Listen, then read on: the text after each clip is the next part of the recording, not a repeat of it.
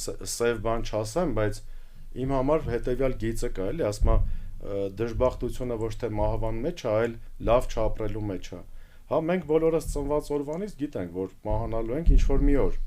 Այսինքն դա ոչ թե սև ու սպիտակ բան ես ասում, որ վախենալու է, չէ, բոլորս գիտենք։ Հա, գնում ենք արձակուրդ, գիտենք 30 օր հետո տուն ենք գալու։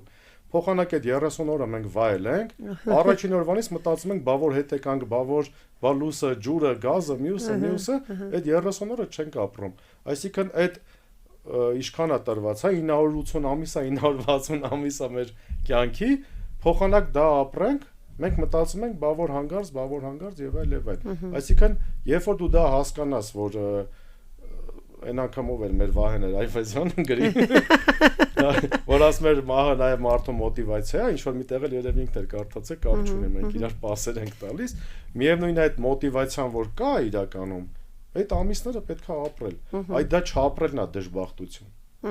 Ես այտենց եմ էլի պատկերացնում, կամ որոշակի փուլում եկել եմ դրան, ապրեք, վայելեք, լավն է կյանքը, սիրուն է, որովհետեւ ուրիշ կյանք դուք չգիտեք, որ ավելի լավն է, կամ էտա ձերն է, վայելեք էլի։